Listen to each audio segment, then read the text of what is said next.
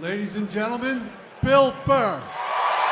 I love my dad and everything, but there's things I want to improve on. So the great thing that I have done is my kids are not afraid of me. Every time I have fucked up, I've gotten down to my kids' level and let them know that I was wrong and I apologize. So now, my daughter's a little bit older. She's like 4.5 now.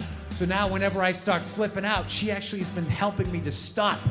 Because second I hear that cute voice, I just think, Dad, I'm sorry. I just immediately, it's hilarious. Like I'll be in the kitchen and all of a sudden, I'm always in the kitchen doing something, right?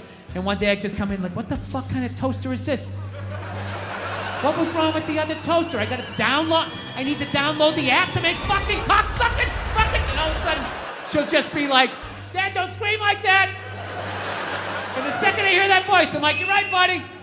Sorry, I'm just gonna download the app here. Download the app and the amount of what it takes just to make some fucking